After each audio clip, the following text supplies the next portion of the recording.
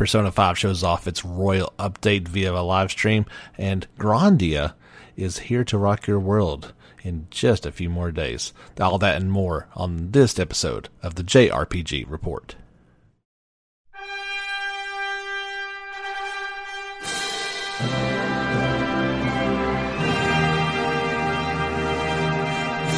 Hello and welcome back, fans, for your weekly JRPG fix. My name is James Fisher, and you are listening to the JRPG Report podcast, as well as, well, some of you may be listening to this as a YouTube video. We do that every week as well. This is episode 72, and I had all intents and purposes of leading off with Persona 5 Royal as they had their first gameplay live stream, and they have a ton of stuff to talk about. But first, news that I wasn't exactly expecting just yet, but it is what has me the most excited, and that is Gung Ho Online Entertainment America has announced we'll be playing Grandia HD Collection on your Switch in just a week. That's right, on August the 16th, Grandia HD Collection will be available on the Nintendo eShop.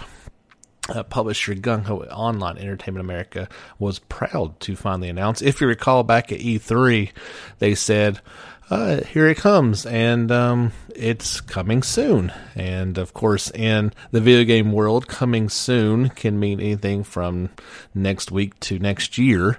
So I wasn't anticipating something this soon. Well, it is soon, August 16th.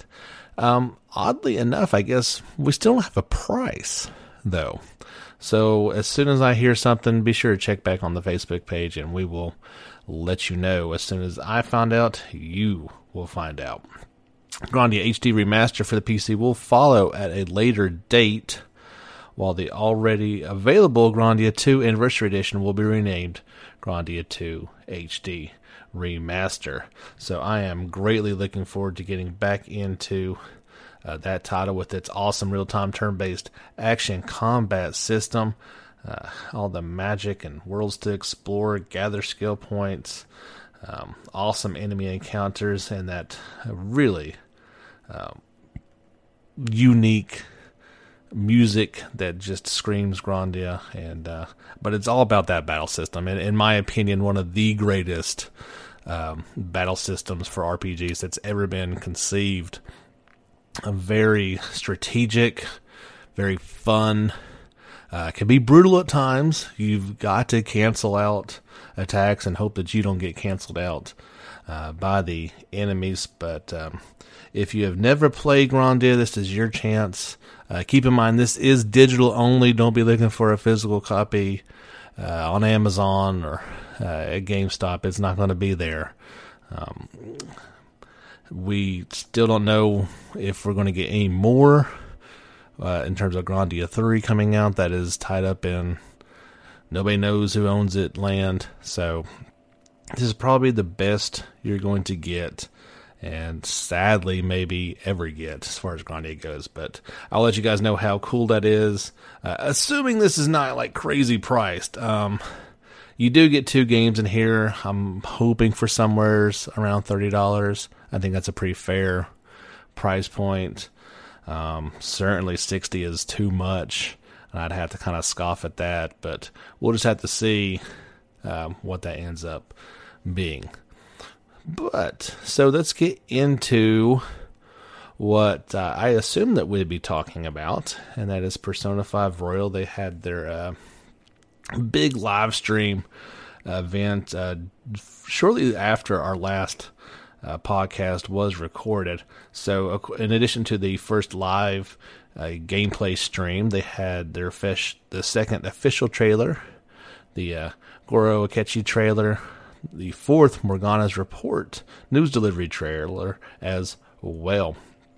So in specific, in the Goro trailer, they got new information about the character himself. In Persona 5 Royal, his confidant can be leveled up on your own accord, as you can with most other confidants. This also includes new confidant abilities that can be acquired, such as being able to scope out the enemy's weakness at the start of battle.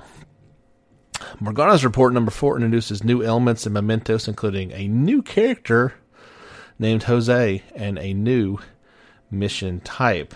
If you guys check out the trailer for this, he is a interesting looking character, to say the least. He's a new mysterious character you will meet while exploring mementos. He seems to be collecting flowers to study humans. You can use Jose's power to turn the ishi that you collect in each palace into even more powerful accessories. Remember, those were like special treasures that you can collect pieces of and put together in order to form powerful accessories. You can also exchange the flowers you collect in mementos for items. Stamp pads will now appear all over mementos. By collecting stamps and bringing them to Jose, you'll be able to exchange them to change the perception of mementos itself, such as increasing the amounts of experience points or money earned after battles. New pitch black areas will now appear with strong shadows. That's kind of cool. And there is a new mission type that you will have to successfully negotiate with the target by using information acquired in the city and the fan site network. This is a welcome addition to me. I found mementos to be a bit of a mixed bag. I think I initially enjoyed it and then found it to be a little repetitive and boring at times. And I realized mementos was maybe more closely aligned with the previous Persona dungeons. But I just, after the new Persona 5 dungeons with all their details and for lack of a better word, coolness, it just felt kind of drab. And I found myself not really wanting to get into exploring it. Kind of felt like a waste of time. But anyway, during this live stream, there was also a interview with Persona 5 Royal producer Wada. And Morgana actually used the opportunity to ask him 4 user-submitted questions. The one that was previously addressed was about the downloadable content. Any DLC that you got from Persona 5, it will be repurchased for what is 10 yen in Japan. So I think that's just a Japan thing. I think it'll be free download over here. I don't think we have those restrictions. The first one, a question that hasn't been asked that I know of yet, says the first game had restrictions on the share feature. Remember, there was certain, and we've seen this in other JRPGs as well. Is that also the case for Persona 5 Royal? Will you be able to take screenshots upon acquiring trophies? He says the share function can be used freely until mid-December in the game. So that is when the third semester or whatever, I believe, starts, and they're saying that you can use that up to that point. Once all that new content comes out, you are going to be restricted on sharing. Big news, I thought, and this, you can see bits of it in the new trailer as well. By the way, you can head over to the JRPG Report. I've got trailers galore for you guys for this week. I can't even remember how many trailers I shared over there, but I'm not going to mention it every time. I'm going to try not to sound like a broken record, say, go to the JRPG Report Facebook page and check out the trailer. But they are all there. It asks, will Persona 5 Royal have any additional palaces? Yes, there is one new palace that happens during the third semester. Not surprising enough. It says which you'll visit when an incident occurs during the newly added third semester, and that is all the detail that we have as far as that goes. Another new detail to come out of the live stream: Ryuji's insta-kill confidant ability has been changed, so that will now only be triggered when the enemy is approached with a dash, and so that you can acquire experience points and money upon defeating it. Persona 5 Royal is due out on October 31st in Japan and 2020 in the West. More and more things to get excited about for Persona 5. Definitely check out those trailers as the game is looking sharp. And if somehow you have not played Persona 5, it looks like the definitive edition that you will want to check out. We had a total of 4 new trailers come out for Ononaki, the upcoming Square Enix game that is coming out on the 22nd. And let's see, these were for demon characters. I've got one named Zav, I believe it's pronounced Z-A-A-V. You have got Dia. You've got Will and Rygon. So I've got all those trailers for you guys to check out. Let's see. For Rygon, he says, and Anunnaki players can equip their characters with special demon attacks to enhance their skills and abilities. Rygon is a demon who's a natural on the battlefield. Though his upbringing left him with a coarse tongue, his heart is no less kind for it.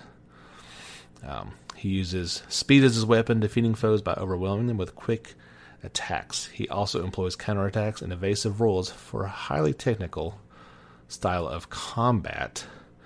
Let's see. For Will, he is a cheerful demon who's easy to like, though dealings in his past life have left it difficult for him to trust others. He's able to crush those through stern defenses. He boasts the most offensive power of any demon, and he can use his massive axe to block incoming attacks. Sounds like a good guy that you want to have on your team. Zav is a demon with a strong sense of justice and unwavering honesty. Even in death, the inner turmoil that Zav felt in life is evident with him. He wields spears as he charges into the fray, and he doesn't flinch in taking a few hard hits. He can also leap into the air, enabling him to attack from land or sky. I feel like that was the one that was in the demo. But then there's Will, a demon whose courteous manner and graceful bearing exude an air of refinement. Dia always prioritizes her companions above herself.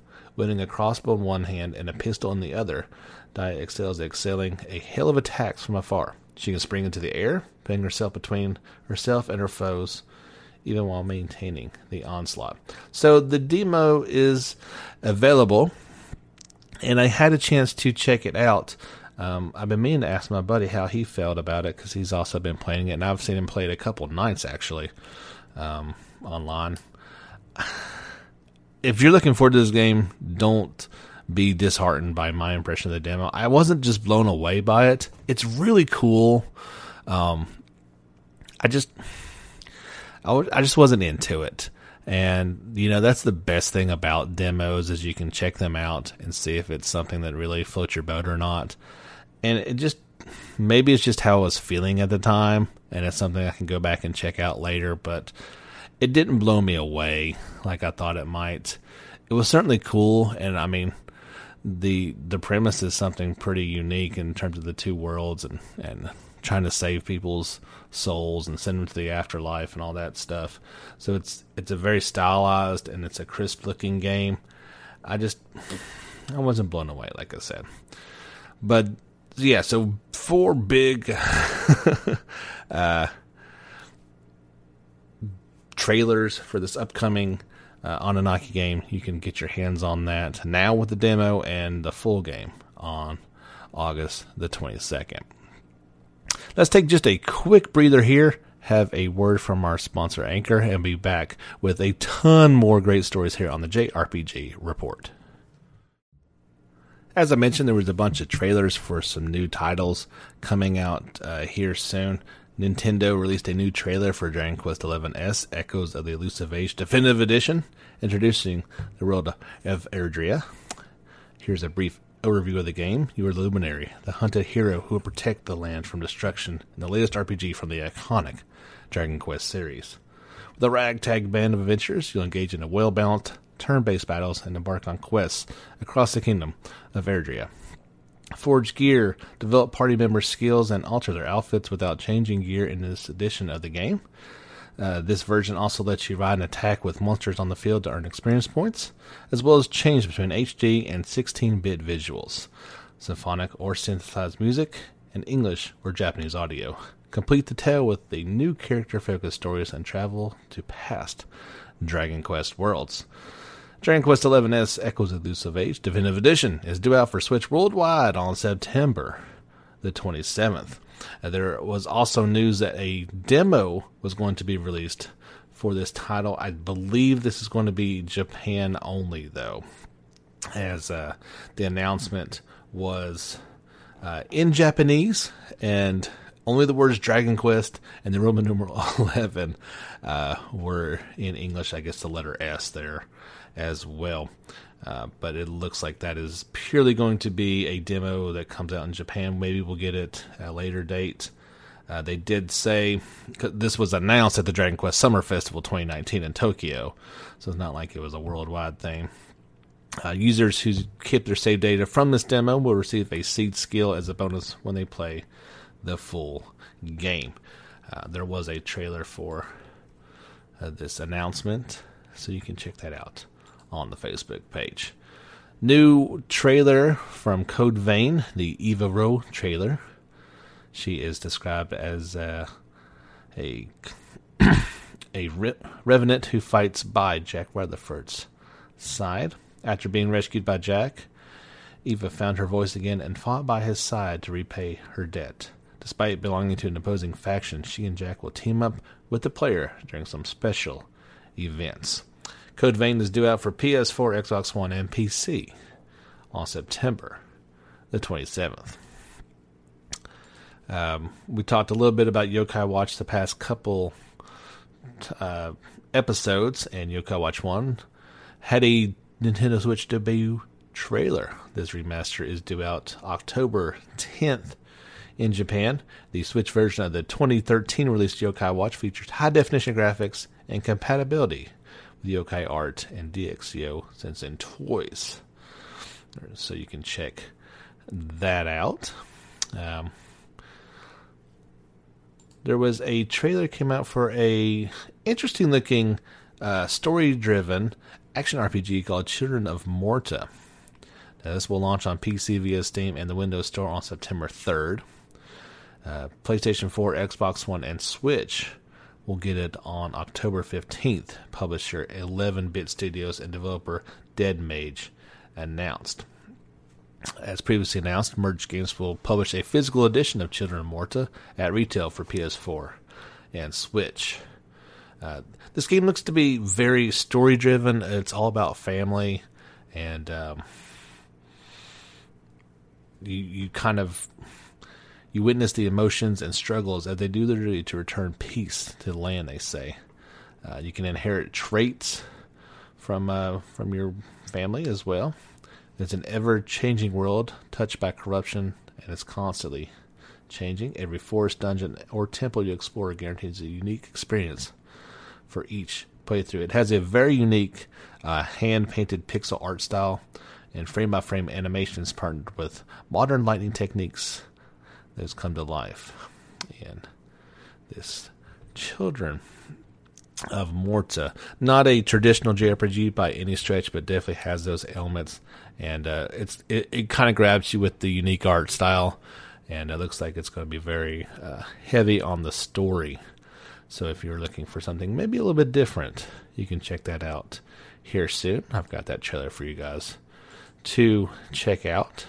Not a new trailer, but we did get another section of new art for Final Fantasy VII Remake. This time, showing the bustling Sector 8 of Midgar. It's got the concept art shown, and then shows Cloud with his ginormous Buster Sword walking down the streets. Very, very cool. I hope they do this every week, because I am quite enjoying checking out what they have in mind for the concept, and then how it comes to life. Just incredible. This game's going to blow people away when it comes out March 3rd of next year. Super Robot Wars 5 got a debut trailer for Switch and PC. It'll be out October 3rd in Japan and Asia. The PC date has yet to be released. You can check that trailer out, of course, on the Facebook page. Square Enix has set their Gamescom lineup. This Gamescom, of course, will be from August 20th through the 24th. I believe that's over in Germany. there will be, surprise, surprise, Final Fantasy VII Remake. A hands-on demo showcasing the reimagining of the iconic original game that redefined the RPG genre. They'll have 72 stations set up for people to get to play this demo. There's been a lot of speculation on to whether there will be a demo released or not, and I don't see why not. Especially, you've made a demo for Gamescom. Why wouldn't you just release that to kind of hold people over? It seems like kind of a no-brainer. But we will see if that happens or not. Final Fantasy XIV Online will be there. Kingdom Hearts 3 will be there. Life is Strange 2, Episode 4, Faith. The Marvel Avengers game. Trials of Mana will be there. Great, looking forward to that. And they say the Square Enix booth will offer a sneak peek at merchandise prototypes for the upcoming Final Fantasy VII Remake, as well as an open demo space for visitors to try out the latest Square Enix product board games. Yeah, those Remake figures are going to make them a pile of cash. That's for sure. We talked a little bit last week about Genshin Impact. Was shown off at China Joy 2019. I've got a trailer from 4gamer.net showing off quite a bit of gameplay in the open world action RPG. Is a freely exploitable fantasy world with multiple playable characters, an in-depth elemental combo-based combat system, and an engaging story. It's being developed for PS4, PC, and smartphones. So if you're interested in seeing more of that, it's about 24 minutes long, I believe. So you can check that out and see all you want of it. It's a promising looking game. I'm kind of looking forward to see how that one turns out. Not sure if we're going to get this over here or not, but Japan has some Monster Hunter World Iceborne themed PS4 merchandise. You've got a top cover, a exclusive DualShock 4 available in both black and white. The cover is available in black and white as well. And then there is the wearable neck speaker. It looks pretty pricey. I didn't even know what a neck speaker was, and I still don't, but I can look at the picture of it and know a little bit more. Still don't understand how that works, but still. So not sure if we're going to get anything like that or not. This may be Japan only, but if you're looking to import, I'm sure you could.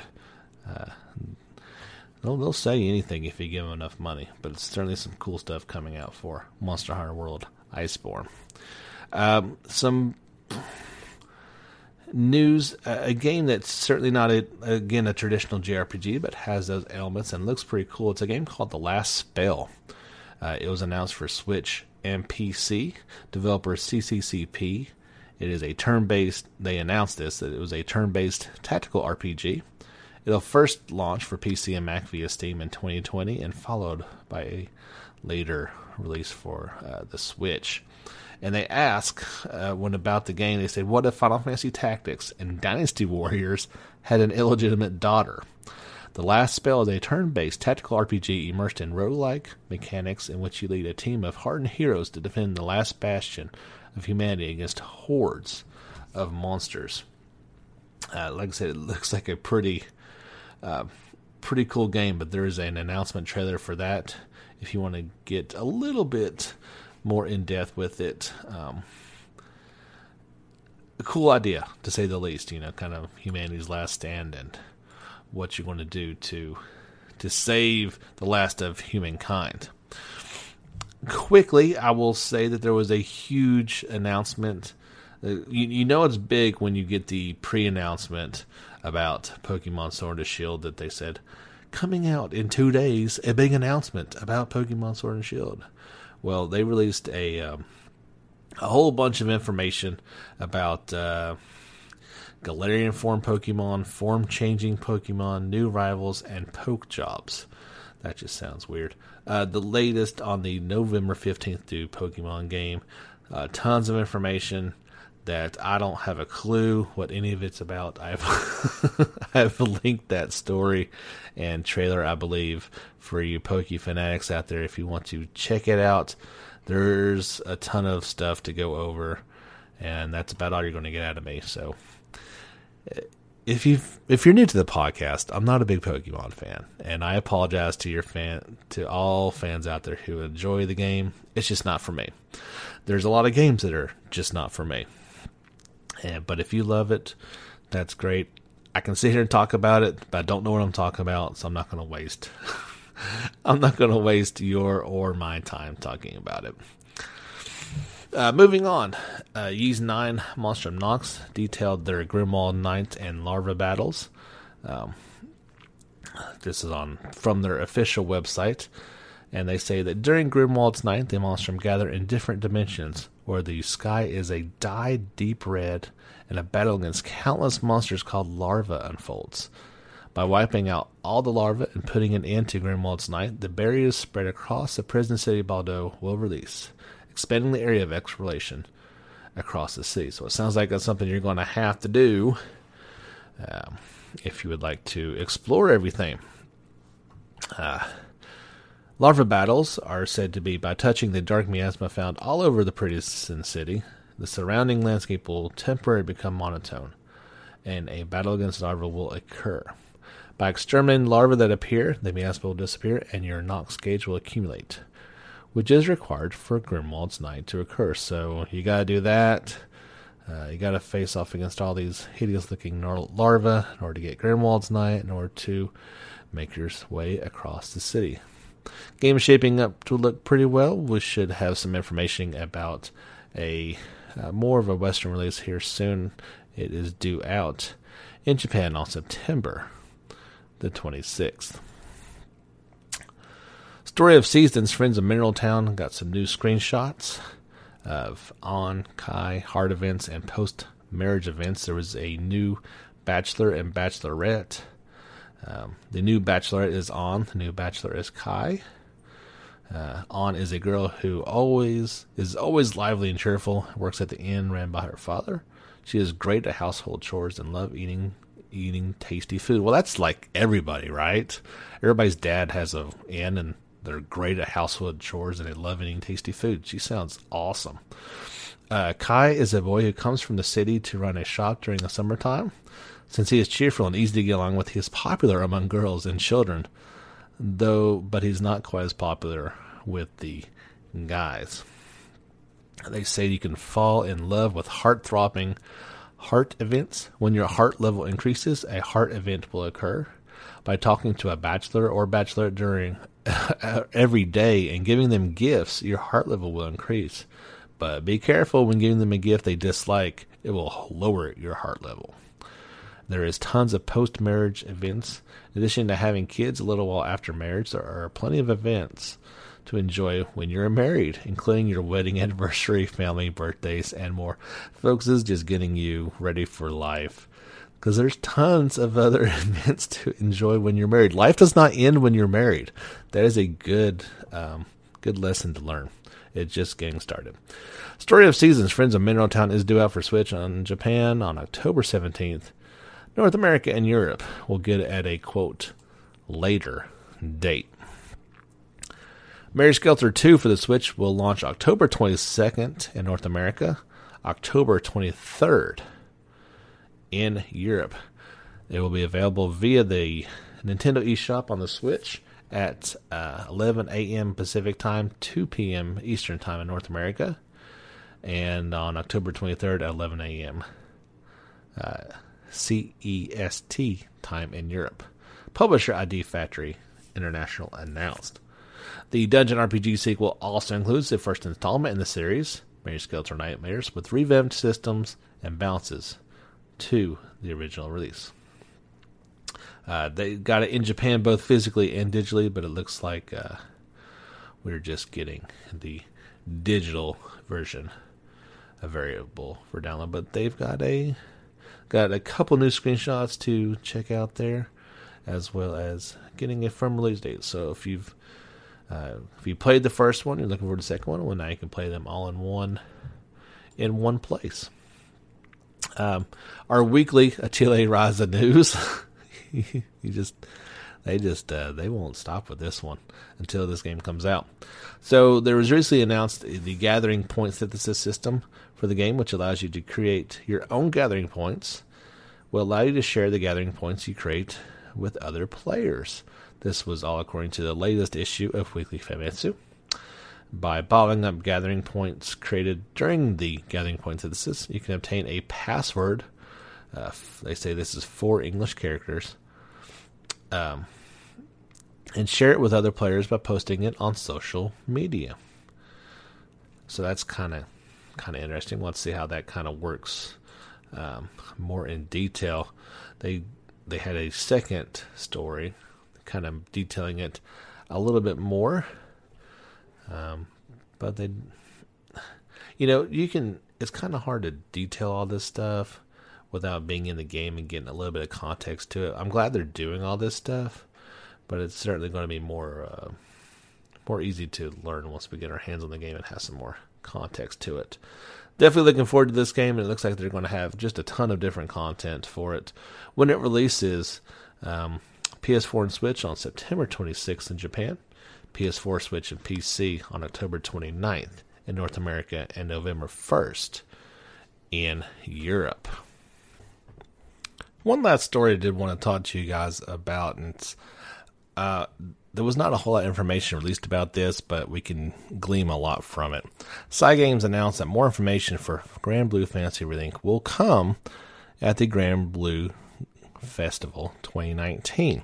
So that's great news, right? Except this is in December, the 13th and 15th. They announced this back at Grand Blue Extra Festival 2019 in Osaka. They released a single image to go along with that. So, not that the game is coming out in December, but more information will be announced at that time. So 4 months from now, they will release more information about the game. This game's not coming out for a while. I guess you can be hopeful that it's coming out in spring in Japan and we'll get it in a year from now in the West. And I think that's being optimistic. Perhaps they just need that much more time to develop it. This is going to be a PlayStation 4 game. I don't think that you're going to have to run the risk of it slipping somehow to PS5. In the JRPG world, that's not really a problem.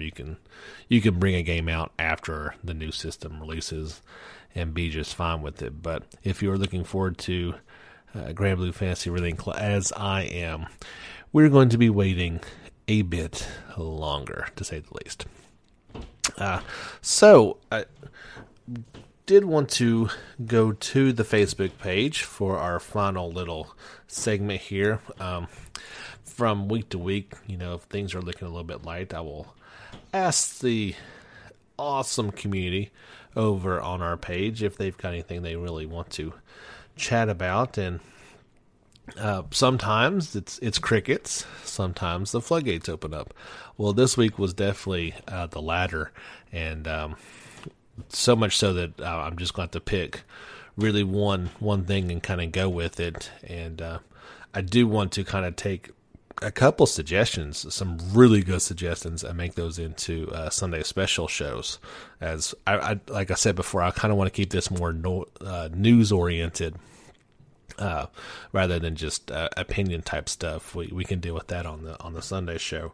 But first off, thank you so much for our new likes this week. We had 3 new likes. So our friends Rosalind, Jake, and Nick are now part of the JRPG Report community. And a big shout out to you guys. Thank you so much for being a part of it. And our question is going to come from Hans. And he wants us to talk about Grandia HD Remaster coming soon. Well, Hans, we did. He is looking forward to this one perhaps as much as I am. And like I said, I'll be sure and give you guys a full report on that. Probably not going to make it next week because I think we'll do a new podcast before it comes out, but certainly on the the next one.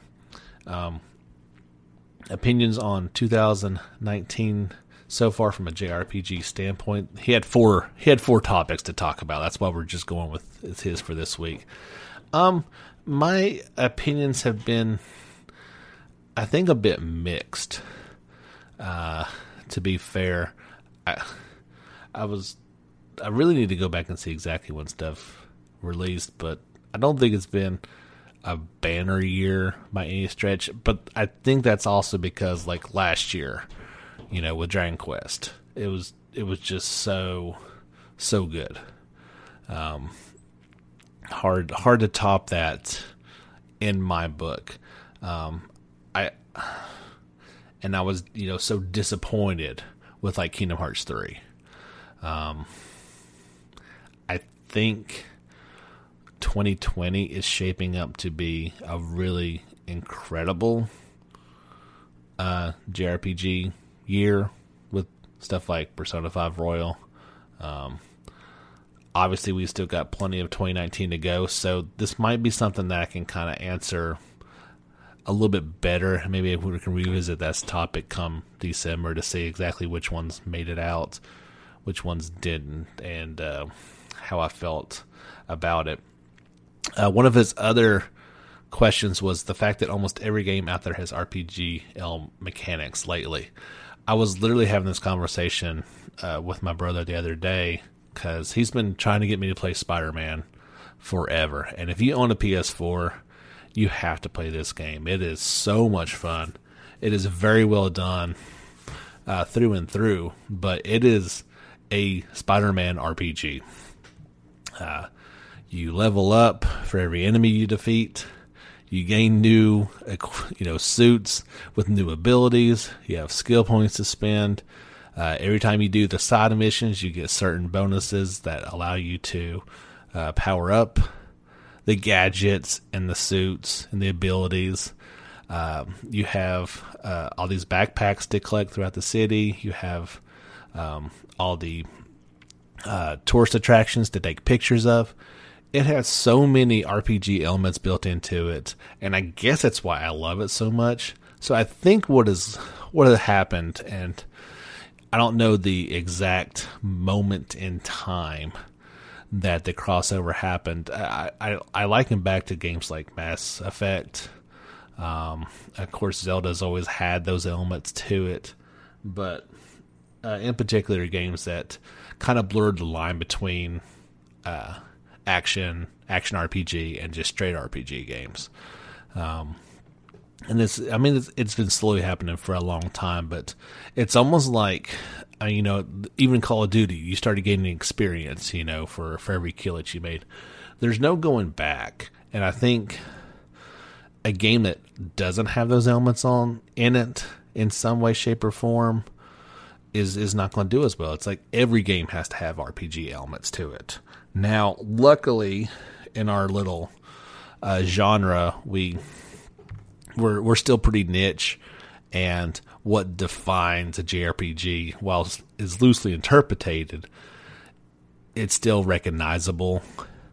And, like in my opinion, The Legend of Zelda is certainly not a JRPG. In my mind, it's not even an RPG. It's still an action game. But there's plenty of people that would make the argument otherwise. And that also leads into his fourth topic. He says, retrospect on Legend of Zelda Breath of the Wild. He said he started playing this on the PC emulated, and he owns the Switch version. He says, does the game still add up? And I think I've shared this opinion with you guys before. I don't like Breath of the Wild. I am old school Zelda. When I was like 5 or 6, I played the original and played almost all of them ever since. I'm a huge fan of the series, and I just did not care for Breath of the Wild. There's so many people that love and adore this game, and I think that's fantastic, but I didn't like it. It just wasn't the experience that I was looking for, and I left it at that. I played it for a good 3 or 4 hours and was not enjoying it, so I stopped playing it. And for me, it doesn't matter how great a game is. If you don't personally enjoy it, then don't play it. These games are too expensive and too long to not enjoy what you're doing. We don't play games just to play them. They are supposed to derive enjoyment from and to be an escape from reality. And I just wasn't enjoying it. And it's okay. It's okay. You can tell me right now that you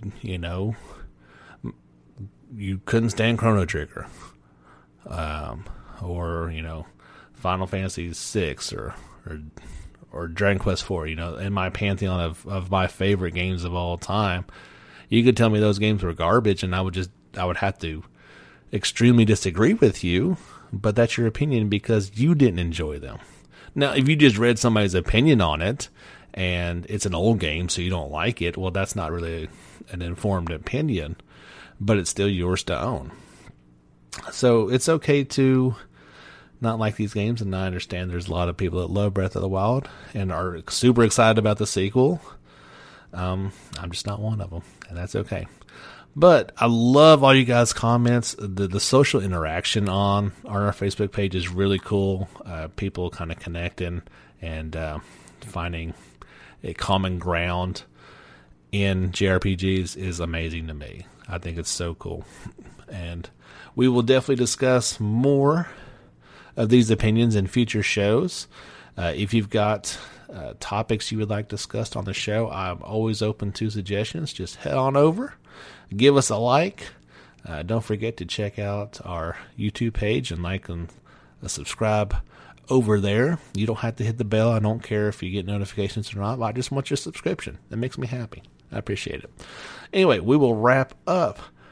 Gosh, episode 72 already coming to a close. It's been a great episode. I really appreciate you guys giving us a listen each and every week. It means the world to me. If you'd be so kind as leave us a review on iTunes, that really bumps us up the rankings and gets the message out to even more fans like yourself who love JRPGs. My name is James Fisher. Thank you so much. This has been the JRPG Report, episode 72. We're going to sign off for this time, but until next time, get back out there and level up.